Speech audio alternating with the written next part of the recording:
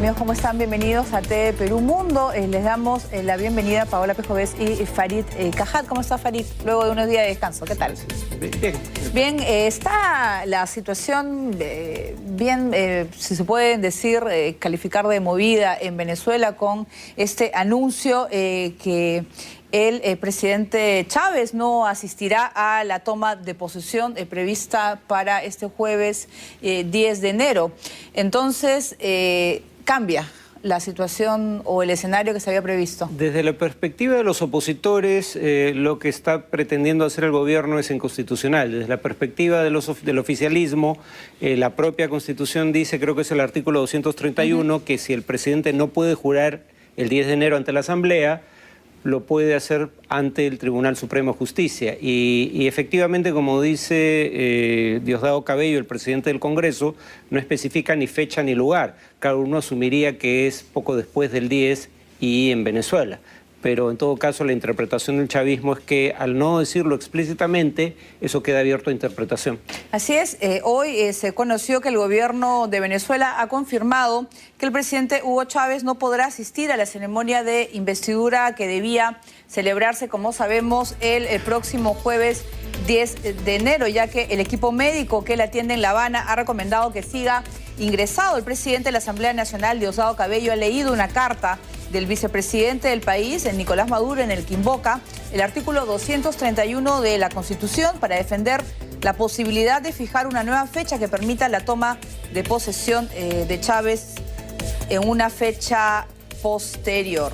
Como vemos, está el escenario un poco complicado y ahora para muchos, estaba yo leyendo un tuit de María Corina Machado que decía que con eso se está violando la Constitución de Venezuela. Nosotros luego vamos a comentar, pero vamos con las palabras de Diosdado Cabello.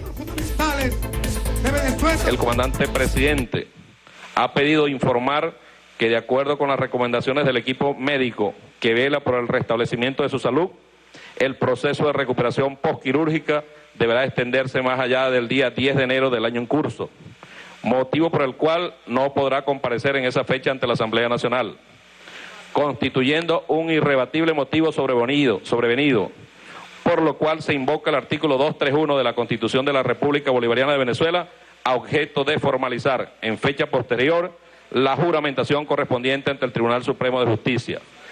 Agradeciendo de antemano la atención que sabrá dar usted a la presente comunicación, hago propicia la ocasión para expresarle mis sentimientos de estima y consideración. Que viva Chávez, Nicolás Maduro Moros, vicepresidente ejecutivo. Muy bien, esa carta enviada por Nicolás Maduro da cuenta del artículo 231 de la Constitución de Venezuela, que dice que el candidato elegido, candidata, tomará posesión del cargo el 10 de enero del primer año de su periodo constitucional. Si por cualquier motivo sobrevenido el presidente no pudiese tomar posesión ante la Asamblea Nacional, lo hará ante el Tribunal Supremo de Justicia. Sin embargo, no se fija fecha alguna ni lugar tampoco. Efectivamente, esa es la interpretación que hace el oficialismo, ¿no? De cualquier manera, el tema de cómo debería interpretarse la Constitución es un tema secundario, teniendo en cuenta que quienes tendrían la potestad de interpretar la Constitución son todas, digamos, entidades con mayoría oficialista. Sea el Tribunal Supremo de Justicia, fundamentalmente, o sea la Asamblea Nacional, o sea el Congreso o el Ejecutivo. O sea, el chavismo controla los tres. Luego entonces no había ninguna duda respecto a que se iba a hacer lo que dispusiera Chávez y su entorno. El punto es que no quedaba claro qué iban a disponer. Ahora por lo menos tenemos una primera respuesta. Se va a posponer la juramentación del cargo y en principio Chávez asumiría, o sea, no se va a declarar, al menos en lo inmediato, la falta temporal o absoluta del presidente. Chávez sería el presidente pendiente de que regrese al país y haga ejercicio del cargo. Pero sin embargo, no asumiría Diosdado Cabello mientras, porque si no tendría que poder convocar a nuevas elecciones. Claro, Diosdado Cabello asume en la eventualidad de que se determine la falta absoluta del presidente. Que eso es lo que no quieren. O sea. Que eso es lo que no quieren. Entonces, como se asume que una vez que juramente Chávez, el gobierno ya está en ejercicio, aunque siga en Cuba, porque podría juramentar, se dijo en algún momento por videoconferencia, eso fue mencionado como una posibilidad. El vicepresidente en ejercicio sería Maduro y en ausencia del presidente Maduro sería quien ejercería la función de gobierno. Muy bien, estamos viendo, Farid, imágenes en vivo de Telesur, imágenes de la Asamblea Nacional que están debatiendo esta posibilidad luego de la carta enviada por Nicolás Maduro, y vamos a escuchar un poco de la presentación de los diputados. Con el líder de su lealtad y de todo lo que representa su decisión de acompañar hasta las últimas consecuencias y como sea la defensa de esta revolución. Así que, camarada, siéntase reivindicado por la revolución bolivariana y por su bancada y por el país, camarada Diosdado.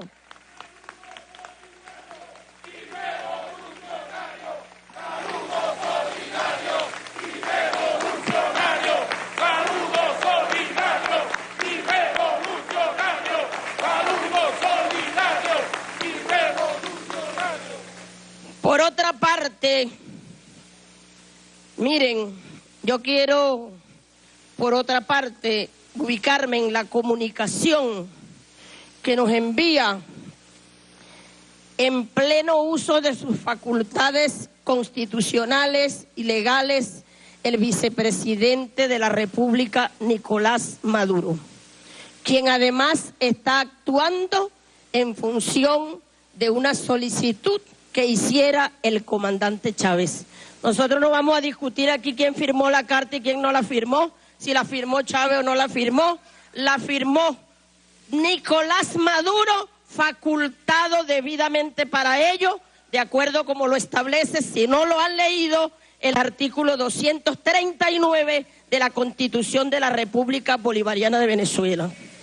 Que ustedes evidentemente han leído poco esa Constitución, porque ustedes mismos unos están sentados y sentadas aquí, y otros y otras bien, son emisarios de este debate que se está dando en la Asamblea Nacional. Me pareció es una posición dividida dentro del chavismo, los que están a favor de Diosdado Cabello y los de Maduro.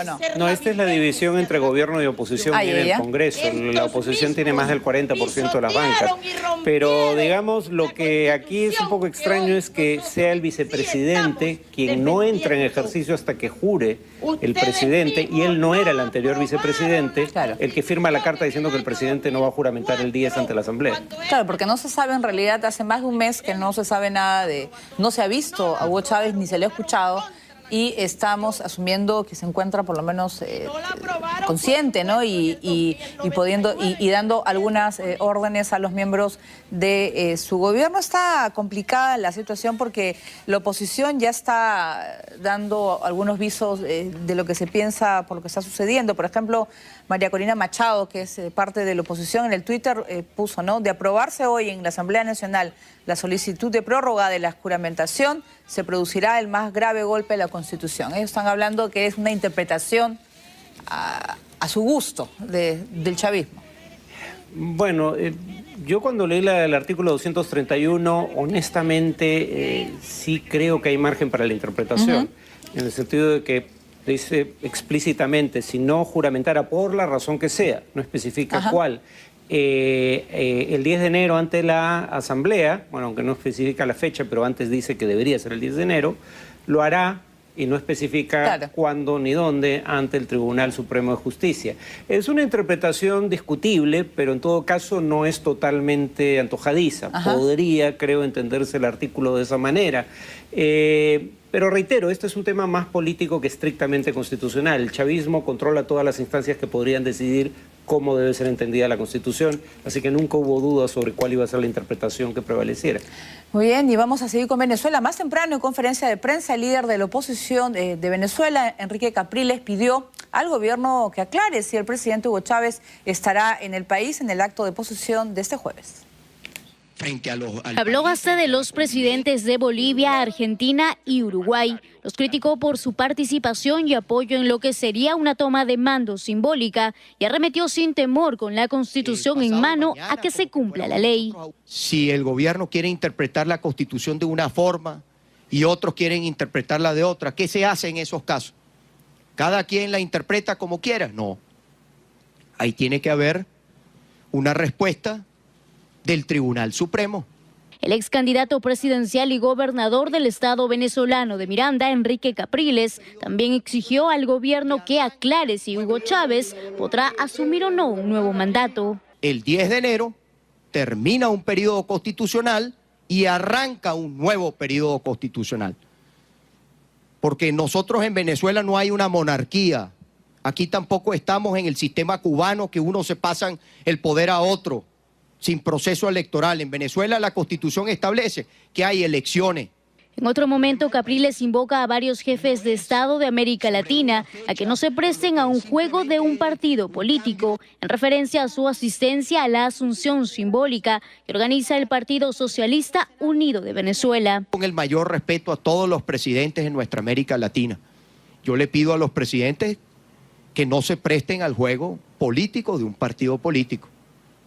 Se lo digo al presidente Correa, se lo digo al presidente Santos, se lo digo a la presidenta Kirchner, se lo digo a la presidenta Dilma, se lo digo al presidente Evo Morales, se lo digo a los presidentes de nuestra América Latina.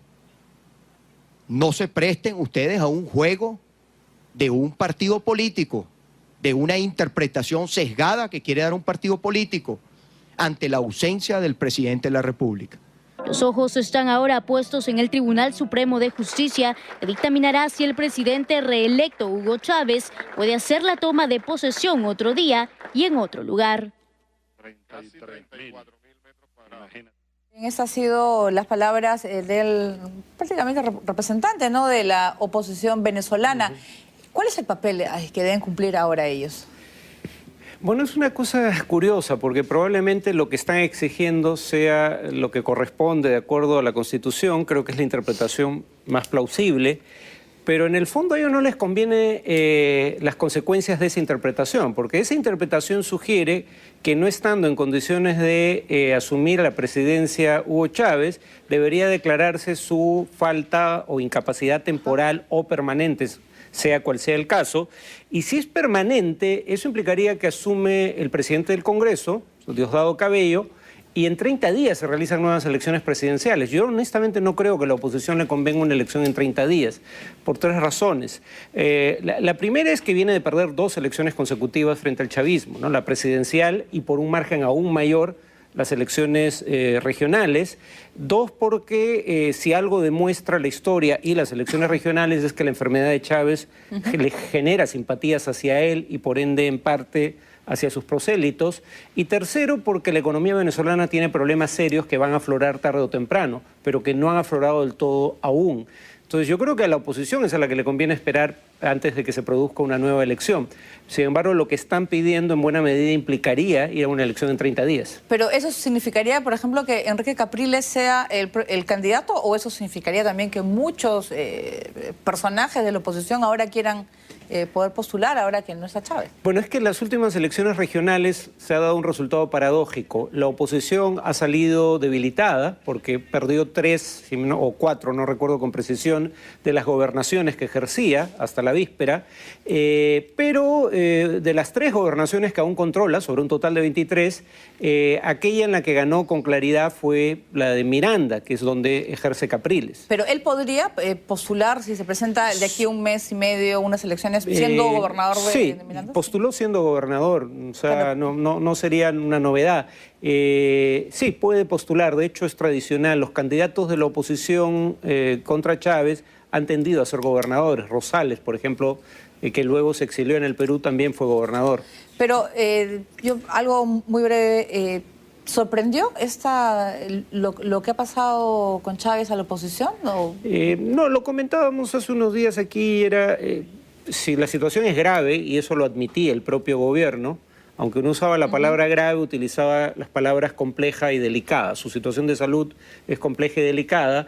era de suponer, y tenía una infección respiratoria que le generaba problemas para respirar normalmente, era de suponer que no iba a estar en condiciones de viajar a Venezuela y juramentar el cargo. Muy bien, nosotros regresamos con Venezuela en cualquier momento con más información del presidente Chávez, pero nos vamos primero a México. El presidente Enrique Peña Nieto planteó 5 objetivos de su gobierno para este año 2013 en un mensaje a la nación. Además, advirtió que construir un país donde reine la paz tomará tiempo. En un mensaje a la nación con motivo de Año Nuevo, el presidente Enrique Peña Nieto llamó a creer en México y en su capacidad para construir una mejor nación, y enumeró 5 propósitos: construir un México en paz, reducir la pobreza, mejorar la calidad de la educación, así como la economía, y proyectar al país en el exterior. Los resultados tomarán tiempo, pero ten la seguridad de que tú y tu familia podrán volver a disfrutar de México con plena libertad. Segundo, vamos a impulsar los cambios necesarios para lograr un México incluyente, un México con menos pobreza y desigualdad.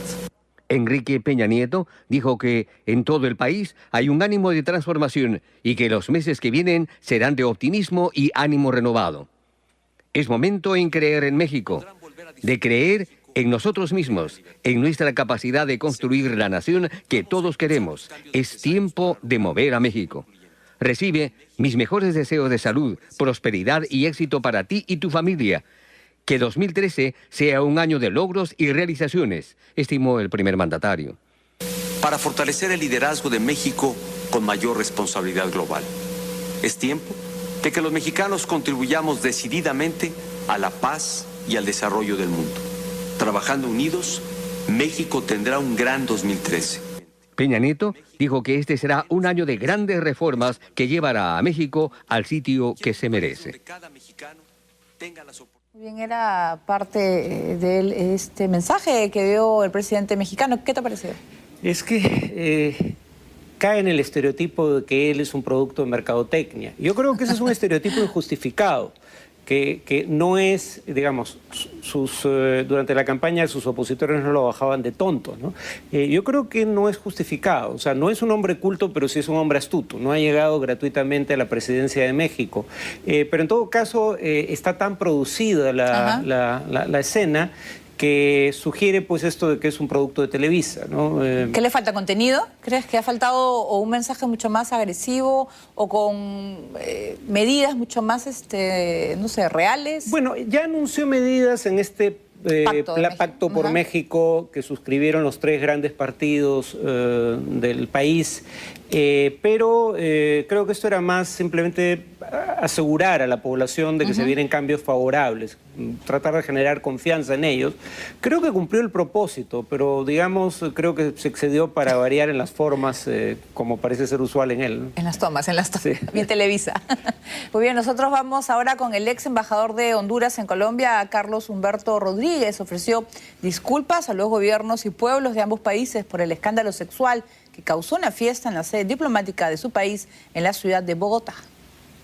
Pidió disculpas ante cámaras por el vergonzoso hecho ocurrido en la sede diplomática a su cargo, que lo llevó finalmente a su destitución. Todos los medios han ya sacado a luz pública el hecho bochornoso que sucedió en la misión diplomática en el país. Quiero aprovechar estos medios para pedir mis más sinceras disculpas ante el pueblo hondureño, mis más sinceras disculpas al gobierno del señor presidente Lobo y también una sincera disculpa al hermano país de Colombia. El ex embajador de Honduras en Colombia, Carlos Rodríguez, dijo esto luego que se descubriera que en diciembre pasado un empleado de la embajada organizó una fiesta en la que participaron al menos 2 prostitutas, a quienes ahora se les responsabiliza por el robo de computadoras, celulares y otros daños. No tuvo que haber pasado, pero pasó. Y estoy hoy en día enfrente de las cámaras afrontando la realidad. Como le dije, no es fácil, y créame que no es nada fácil, pero tengo que absorberla como tal. y tengo que aceptarla como tal. Rodríguez dijo además que asumía la responsabilidad, aunque agregó que no asistió a la fiesta y que no se encontraba en Colombia cuando esta tuvo lugar.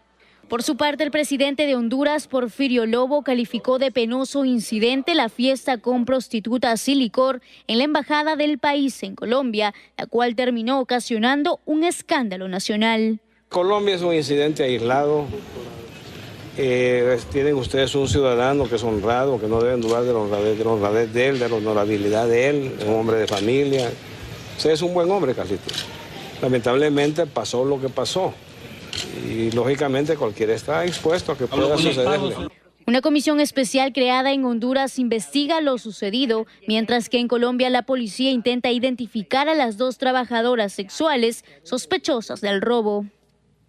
Muy bien, no sé si será la segunda vez que ocurren ese tipo de escándalos. Recordemos que el presidente Barack Obama, cuando fue a la cumbre de Cartagena, también miembros de su servicio secreto estuvieron envueltos en un escándalo sexual en un hotel con prostitutas colombianas. Y trataron de mantenerlo en secreto, ¿También? pero no pudieron, no son muy buenos en ese oficio aparentemente. En este caso el embajador no parece haber tenido parte en el asunto, pero obviamente él confiaba en su personal de seguridad porque tenían acceso a la embajada.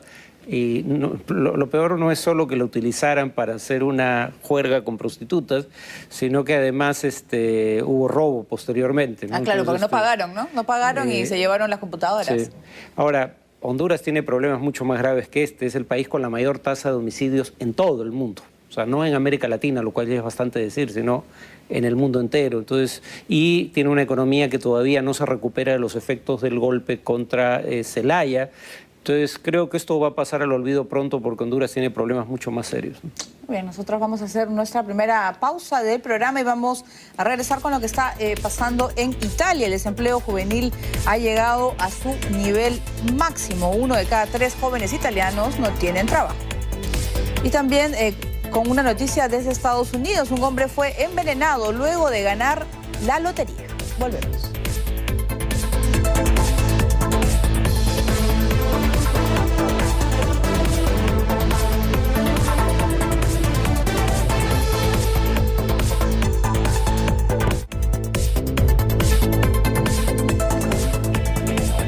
Nos vamos ahora a Bolivia. El gobierno de Evo Morales aseguró que están recabando pruebas de un supuesto hostigamiento de Estados Unidos a la gestión del presidente boliviano.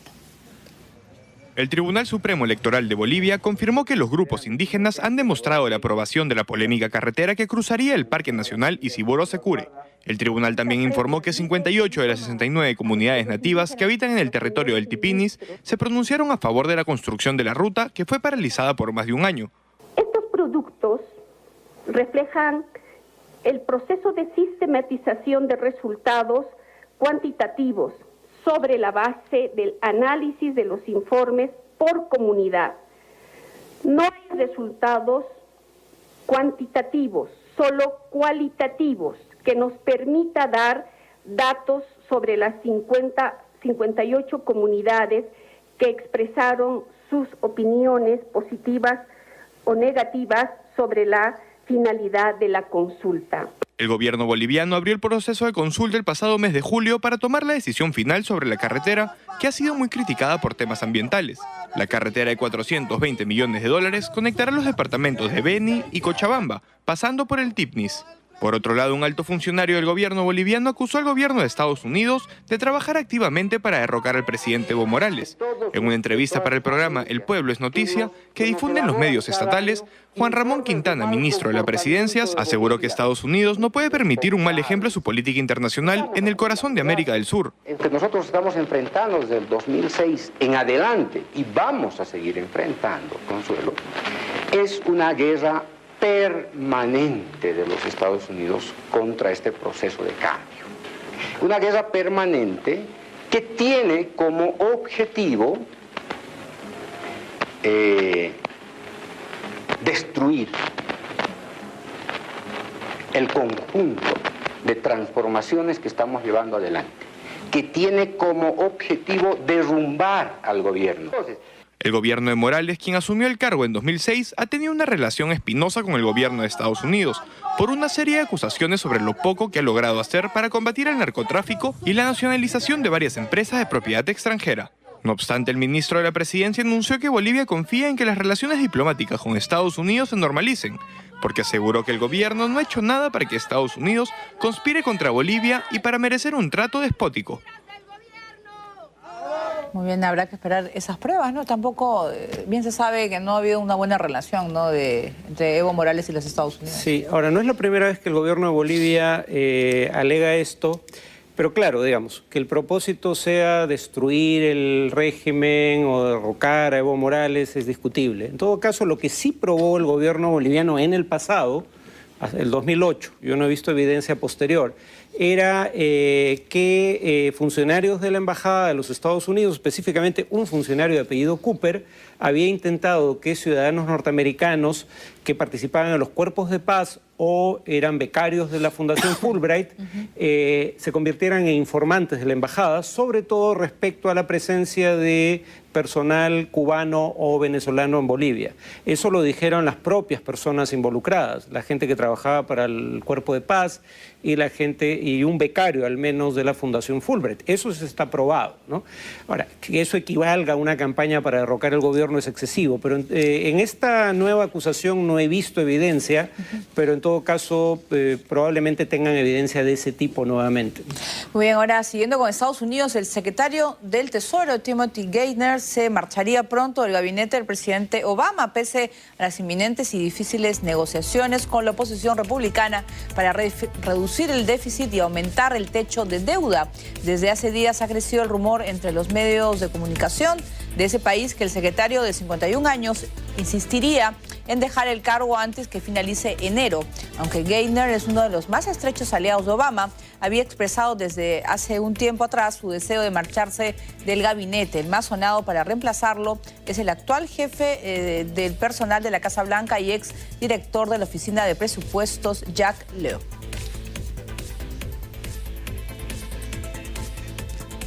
Bien, vamos a hacer ese comentario del alejamiento ya que al parecer que se podría... Pero dar. no, yo estoy seguro de que si se produce no se va a producir antes de que se dé la negociación sobre el techo fiscal y la reducción del gasto público, porque no puede haber una transición en plena crisis, o sea, tendría que... Pero claro, digamos, estamos hablando de fines de febrero, principios de marzo, o sea, si se va, se iría hacia mediados de marzo, ¿no? Dudo de que se vaya antes.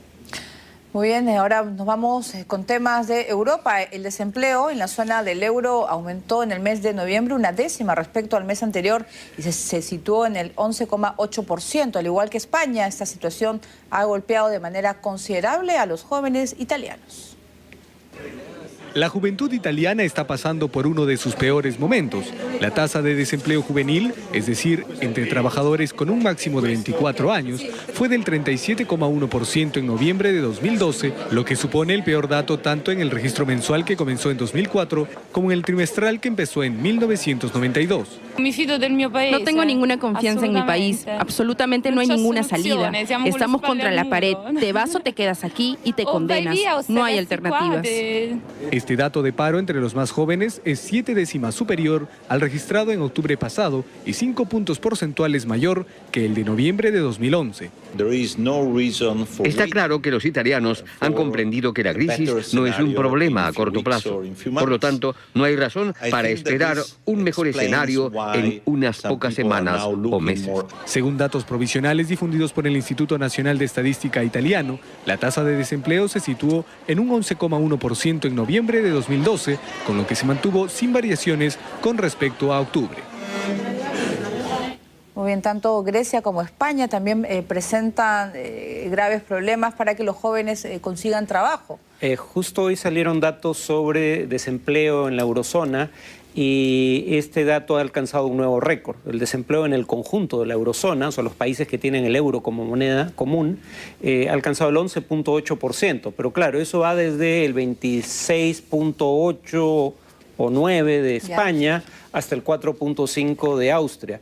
Pero lo que voy es a que en general el desempleo está aumentando en toda la eurozona e Italia era uno de los países que estaba no en peor situación, pero una situación crítica dentro de la eurozona, así que es comprensible que se den estas cifras. Y esa es una de las razones por las que Monti, una persona a la que todo el mundo considera proba y capaz, sin embargo, la lista que lo apoya para seguir siendo primer ministro o para volver a ser primer ministro, está cuarta en la intención de voto en las próximas elecciones. Muy bien, siguiendo con Europa, nos vamos ahora a Francia. La Fiscalía de París abrió una investigación por acusaciones de blanqueo y fraude fiscal contra el ministro francés de Presupuesto, de quien se sospecha que tuvo una cuenta bancaria no declarada en Suiza.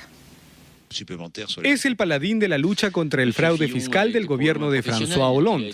Con tamaño título, suena entonces increíble que el ministro de Hacienda francés, Jérôme Cahuzac, vaya a ser investigado por la Fiscalía de París por un presunto delito de blanqueo y fraude fiscal. La información adelantada por el diario digital Mediapart ha sido confirmada por la Fiscalía, que ha confiado las pesquisas a la Dirección Nacional de Investigaciones Financieras y Fiscales. Así que el ministro que se suponía que debía luchar contra la evasión de impuestos, ahora es objeto de una investigación sobre acusaciones de encubrir el fraude fiscal. Se podría considerar que en una democracia este tipo de situación es absolutamente insostenible. El diario online Mediapart acusa a Cahuzac desde hace semanas de haber tenido una o varias cuentas bancarias en Suiza no declaradas a la autoridad fiscal francesa. Se trataría de cuentas que el actual Cahuzac habría tenido hace años. Asimismo, el diario digital ha publicado una conversación telefónica en la que asegura que el ministro reconocería la existencia de tales cuentas.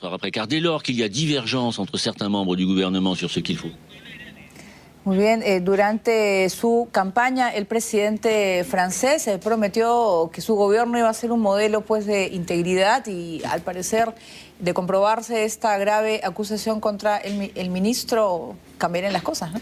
Tengo entendido que la ley no prohíbe tener cuentas en el extranjero, el problema es que eran cuentas secretas, o sea, dinero que no fue declarado, si es que se comprueba la acusación, claro, ¿no? Y además son cuentas que habría tenido antes de ejercer el cargo, pero de cualquier manera no caen bien, sobre todo en este momento, en que hay tantos personajes como Gerard Depardieu que están fijando domicilio fiscal en otra parte para pagar menos impuestos. Esa podría ser parte de la explicación detrás de esto. Francia tiene niveles de impuestos que están entre los más altos del mundo, ¿no? Y eso uno podría decir es bueno o malo, depende. El punto es que la economía francesa tiene impuestos muy altos, pero no da servicios, digamos, que compensen eso a los inversionistas, como sí hacen las economías nórdicas, ¿no? Donde los impuestos son altos, pero donde las condiciones para la inversión son muy favorables y donde el trabajo es sumamente productivo. El punto en Francia es que hay impuestos altos, pero no hay estos servicios públicos y otras condiciones que compensen esa alta tributación y el resultado parecen ser prácticas como esta. Bien, ahora nos vamos a Corea del Norte. El presidente ejecutivo del directorio de Google, Eric Schmidt, llegó en una visita polémica a Pyongyang, donde conversó con estudiantes de la Universidad de Kim Il-sung que tienen un uso limitado de Internet. Como parte del itinerario de su polémico viaje, el presidente de Google, Eric Schmidt, y el exgobernador de Nuevo México, Bill Richardson, visitaron una universidad en Corea del Norte, donde fueron testigos de las limitaciones que tienen los estudiantes con respecto al acceso a Internet. En las imágenes de la televisión estatal se puede observar que durante el recorrido por la Universidad Kim Il-sung en Pyongyang, los alumnos mostraron cómo realizaban sus búsquedas en Internet, las cuales son restringidas y monitoreadas por el gobierno comunista. La mayoría de los norcoreanos nunca ha navegado en Internet y los estudiantes solo tienen acceso a materiales educativos, al igual que los maestros, pero deben registrarse para obtener una aprobación. Esta visita de 4 días no ha sido bien vista por las autoridades estadounidenses, quienes consideran que no es el mejor momento para un acercamiento, luego que el régimen de Kim Jong-un incumpliera una resolución del Consejo de Seguridad de la ONU al lanzar en diciembre pasado un satélite a través de un misil de largo alcance. Sin embargo, a su llegada, Richardson aclaró que este no es un viaje de Google, sino que responde a una misión privada y humanitaria. Esta es una visita humanitaria privada. Estamos aquí como ciudadanos estadounidenses individuales. Vamos a preguntar por el detenido americano que está aquí. Estamos interesados en la situación económica y política. Se presume que el presidente de Google realiza una importante donación y que Bill Richardson abogue por la libertad del estadounidense Kenneth Bae, quien está detenido en Pyongyang por cometer actos hostiles contra el Estado, cargos que le podrían llevar a una sentencia de 10 años o más. Muy bien, desde Estados Unidos se ha criticado mucho la visita de estos dos personajes a Corea del Norte, lo califican como una provocación. Bueno, digamos, ninguno de los dos es funcionario público. Bill Richardson no solo fue funcionario público, sino que en algún momento se voceó como posible candidato a la vicepresidencia por el Partido Demócrata, pero ya no ejerce el cargo. Y en el caso de Google, bueno, hay un donativo de por medio que tendría, entre otros propósitos, ayudar con problemas de hambruna que hay en Corea del Norte, pero además querían hacer gestiones privadas para lograr la liberación de un ciudadano norteamericano que está preso en Corea del Norte. O sea, no sería la primera vez que se hace este tipo de viajes de personas que no van como representantes oficiales y buscan esencialmente liberar gente que está presa en ese país.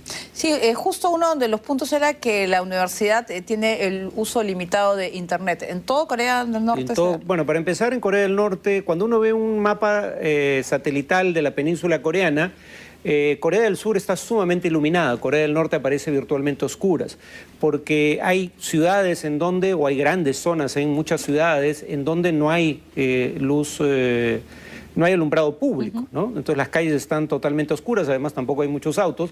Eso es un problema, pero además el gobierno, por razones de seguridad, digamos, prohíbe el acceso a Internet de personas que no tengan autorización explícita para hacerlo, temiendo que accedan a contenidos políticos indeseados. Muy bien, y ahora vamos a cambiar de tema. En China, blogueros y celebridades de ese país han manifestado su apoyo a los periodistas de un diario de tendencia liberal de la ciudad de Guangzhou que criticaron la censura del Partido Comunista Chino. Los acusan de traidores. Los seguidores del Partido Comunista Chino se han enfrentado a los periodistas del Semanario del Sur, Nanfang Shoumo, que han llevado a cabo una huelga en rechazo a la censura oficial.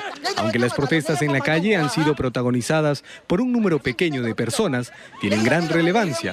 Por un lado, porque afectan a un tema sensible para el gobierno, la libertad de información y la democracia, y por otro, porque han tenido un amplio eco en Internet y las redes sociales, donde proliferan en estos días las muestras de simpatía a los trabajadores del Nanfang Shoumo, uno de los periódicos más liberales y respetados de China.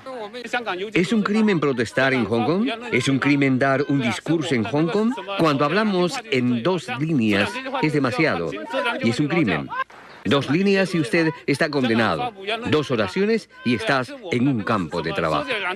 Las manifestaciones se han producido después de que los empleados del semanario acusaran a los editores de bloquear el jueves pasado la publicación de un artículo con ocasión del Año Nuevo que pedía la realización del sueño del constitucionalismo en China y que fue sustituido por otro de alabanza al Partido Comunista.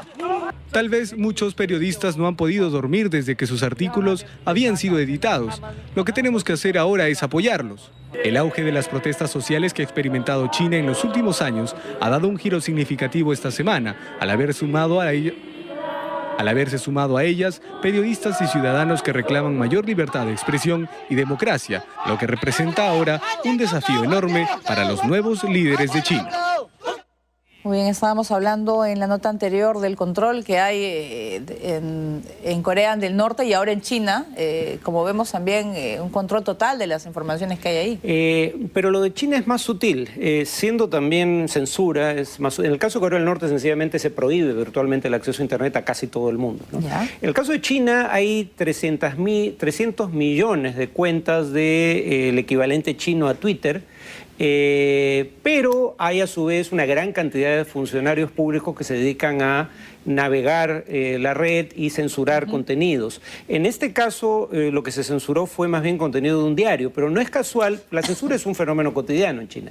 Lo que no es casual es que en esta ocasión esta gente decida protestar. ¿Por qué? Porque China está teniendo una transición política. Se ha nombrado ya un nuevo gobierno, pero no entra en ejercicio sino hasta marzo. Entonces, justo en este interregno están tratando de probar las aguas y la buena noticia es que no han sido reprimidos todavía, al menos.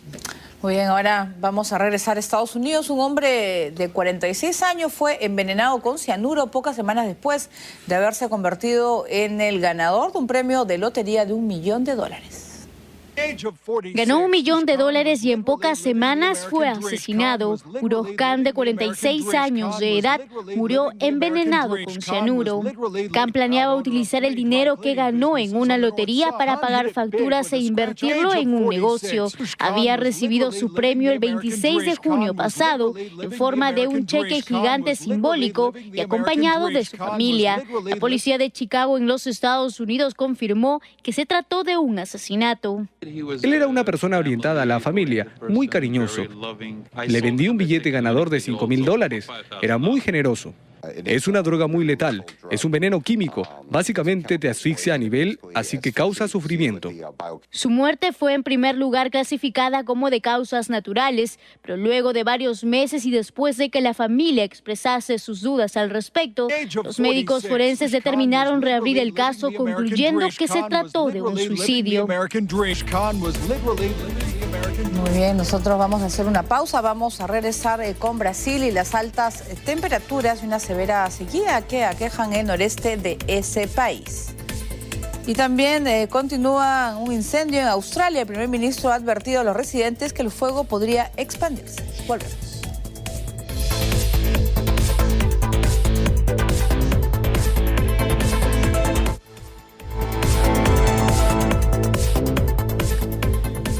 Muy bien, ahora nos vamos a Francia. El conocido actor Gerard Depardieu evadió a la justicia al no asistir al juicio que se le sigue por causar un accidente vehicular cuando conducía en estado de ebriedad. El actor Gerard Depardieu no acudió a la audiencia en la que debía responder por haber provocado un pequeño accidente vehicular al conducir en estado de ebriedad en París en noviembre pasado. El abogado de Depardieu, Éric de Camon, explicó a la prensa que al actor le fue imposible presentarse al Palacio de Justicia por estar preparando una película de presupuesto importante en los Balcanes. He venido a manifestar al viceprocurador Maggi que Gerard Depardieu lamenta su ausencia. Durante el fin de semana, la celebridad se había reunido en Rusia con el presidente Vladimir Putin, quien le ha concedido un pasaporte ruso después de haber manifestado que quería renunciar a la nacionalidad francesa en protesta por el nuevo impuesto que el gobierno galo prepara para los más ricos. Horas más tarde, el actor llegó al lujoso Hotel Splendid cerca de Budva, en Montenegro, donde al parecer permanecerá una hora o dos, por lo que no se sabe cuál será ahora su agenda de regreso en Francia. Muy bien, que ese actor ya lo veo que se ha mimetizado con uno de los personajes, ¿no?, que representó, ¿no? Asterix. Bueno, por la dimensión. Y bueno, también el personaje en Green Card, ¿no?, donde quería obtener la residencia norteamericana. En la vida real lo hizo con la residencia rusa.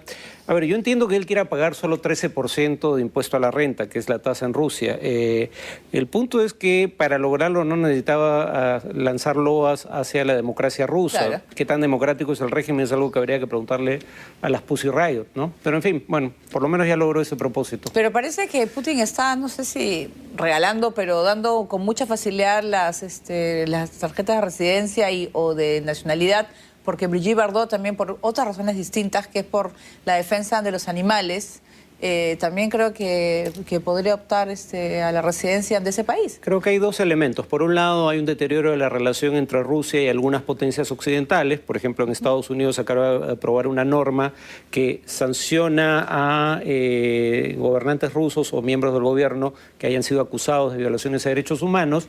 Pero además, en segundo lugar, las fortunas de estas personas van a, en alguna medida, ingresar a la economía rusa, pagando un impuesto relativamente bajo para estándares europeos. Muy bien, vamos a dejar la política y nos vamos ahora con las temperaturas. En Brasil, las altas temperaturas y la escasez de agua también ha puesto en riesgo la agricultura y el ganado. Se trata de la peor sequía de los últimos 30 años. La primera gran sequía del año ha obligado al noroeste de Brasil a luchar contra una de las peores en décadas, que ha puesto en riesgo la agricultura y los suministros hidroeléctricos. La ciudad de San José do Egito, una pequeña comunidad agrícola en el estado de Pernambuco, ha sido la más afectada por el clima. Aquí más del 60% del ganado ha muerto debido a la falta de agua y lugares donde pastar. Históricamente, la región del noroeste siempre ha sido lo más pobre del país, lejos del lujo de las ciudades costeras donde el turismo y el comercio son la principal fuente de ingresos. En esta zona todos sus habitantes trabajan la tierra y viven en función a su producción diaria. Cuando llueve con regularidad tenemos lo básico, agua, leche y otras cosas. Pero cuando tenemos un año como el pasado, que fue muy seco, no hay ningún medio para ganar dinero. Ni siquiera podíamos vender un trozo de carne, no valía nada. Aunque sea, puedo conducir mi camión. No se gana mucho, pero sigue siendo algo. En noviembre del 2012, en una visita a Salvador, la ciudad más grande del noreste, la presidenta Dilma Rousseff anunció una serie de medidas para mitigar los efectos devastadores causados por la falta de lluvias. Entre las principales obras se encuentra la ampliación de las principales presas, nuevos sistemas de riego y subsidio a los agricultores para compensar sus pérdidas. Se especula que el gobierno podría verse obligado a aplicar medidas para racionar la energía debido a la falta de lluvias y a las altas temperaturas. Mientras en México el volcán Colima expulsó una intensa nube de cenizas, mientras que en China las temperaturas han bajado al mínimo histórico de menos de 47 grados. Después de más de un año y medio inactivo, el volcán mexicano Colima entró en erupción. Tras una violenta explosión empezó a expulsar gases, dejando el cielo cubierto por una enorme nube de ceniza. El director del Departamento de Vulcanología de la Universidad de Colima, Gabriel Reyes, aseguró que la nube de gas se produjo debido a una reacción química que tuvo lugar en el interior del volcán. Vemos que el agua permea hacia adentro, ¿sí? Una vez que permea adentro ocurren reacciones químicas, los cuales seguramente producen gases también, los cuales estos gases al irse depositando sobre las mismas paredes sellan de alguna forma, alguna parte interior del volcán. Entonces, dentro de esta parte ahora sellada, sigue dándose la reacción por agua, ¿sí? Aumenta la presión hasta que llega un momento que eso revienta, porque todos los materiales tienen un límite. Hasta el momento, todas las personas ubicadas cerca de las faldas del volcán, ya sea en el estado de Jalisco o en el de Colima o en el mismo Parque Nacional, participaron de la evacuación preventiva. No hubo evacuaciones de ninguna población. Sí, por precaución, se desalojó el Parque Nacional del Nevado, porque había mucha gente, entonces previniendo que pudiera evolucionar algo mayor fue que de manera preventiva se evacuó a la gente allá arriba, pero es todo lo que ha habido. El también conocido como Volcán de Fuego se encuentra en una zona rural escasamente poblada, pero ubicado dentro de un parque nacional con altos niveles de visita por año. Mientras tanto, en Rumanía, los fuertes vientos y la continua nevada paralizó el movimiento del norte del país. Con vientos que superaban los 75 kilómetros por hora y temperaturas por debajo de lo habitual, el norte y noroeste del país se vio obligado a parar el tránsito en la carretera, dejando varados a varios pasajeros. Hasta el día de hoy, 6 carreteras nacionales continúan cerradas por el clima, y las zonas cercanas al Mar Negro se encuentran en alerta, ya que el fuerte viento elevó las olas hasta los 5 metros de alto. Continuando con la ola de frío que azota a medio mundo, la provincia china de Heilongjiang amaneció congelada en una baja de temperatura severa que persiste al noroeste del país.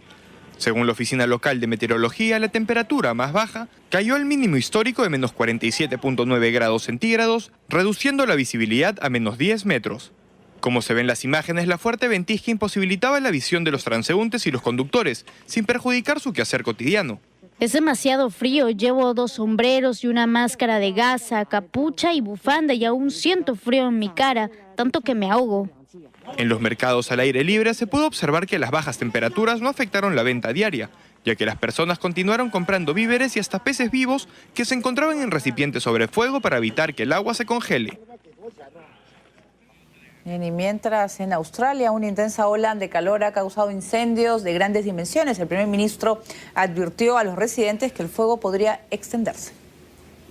Las autoridades lo han calificado simplemente como una situación catastrófica, pues hay zonas que se encuentran al momento fuera de control. Aún así, miles de bomberos han continuado luchando contra un total de 40 incendios y más de 60 aeronaves en medio de una ola de calor e intensos vientos que dificultan el trabajo, aunque se espera que el fuego no cause grandes daños ni muertos.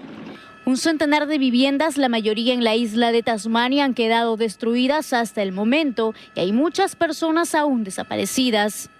Además, miles de familias se han visto forzadas a evacuar sus casas, mientras que algunos no tuvieron otra opción que refugiarse en sus propios hogares al verse rodeados por las llamas. Las temperaturas han llegado a superar los 45 grados centígrados.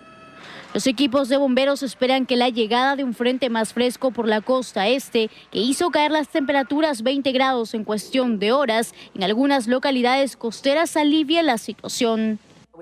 Es muy importante que la gente se mantenga a salvo para que escuche a las autoridades locales y las advertencias.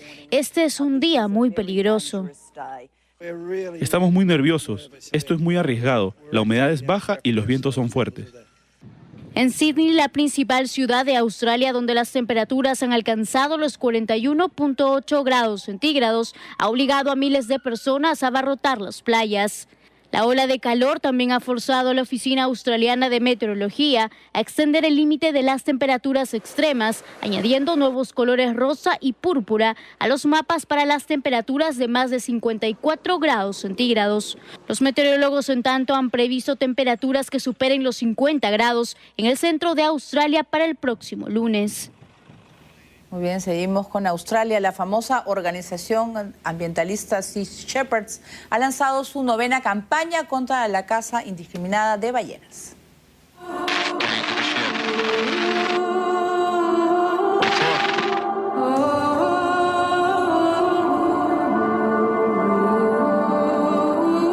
Llevan como insignia la palabra investigación y la toman como excusa para asesinar ballenas, cuya carne, aceite y hasta barbas venden en el principal y gran mercado japonés. Nada de investigación. La gran demanda mundial por la carne de este cetáceo es tal que el gobierno japonés ampara a poderosos empresarios que se dedican a cazar ballenas. Terribles imágenes del ballenero japonés Nishimaru justo cuando arponea a una joven ballena. El infierno para este pobre animal dura cerca de 1 hora, cuando los cazadores deciden asesinarlo con más de una docena de disparos en la cabeza. Sin embargo, desde hace tiempo un enemigo les viene aguando el baño de sangre a estos barcos balleneros. Los Sea Shepherds es una organización sin fines de lucro que desde hace años lleva la batalla a mar abierto, impidiendo la caza indiscriminada de ballenas, que en la mayoría de países costeros no está prohibida, ni siquiera bien reglamentada. Paul Watson es el fundador de esta organización que lleva una bandera negra pirata como insignia. Desde 1979 ha enviado al fondo de los océanos más de una docena de balleneros en Noruega, Islandia y Japón, y enfrenta un sinfín de procesos judiciales justamente por entorpecer la labor criminal de estos cazadores. Watson fue expulsado de Greenpeace, del cual fue el cofundador, luego de criticarla por su tibieza en la lucha por la conservación. Esta vez los Sea Shepherds regresan a la lucha contra los balleneros e iniciarán su 9ª campaña antártica llamada Operación Tolerancia Cero, cuya finalidad es que ninguna ballena sea asesinada. En las 8 temporadas anteriores, los Sea Shepherds lograron impedir la caza de 3.600 cetáceos. Les decimos a los japoneses que si ellos no van a ninguna parte, nosotros tampoco lo haremos. El desafío es que se queden a 450 yardas lejos de las ballenas. Si no lo hacen, pues nosotros iremos por ustedes. Ian Campbell es un miembro liberal del Senado australiano que se suma a esta campaña junto al líder político del Partido de los Verdes, Bob Brown.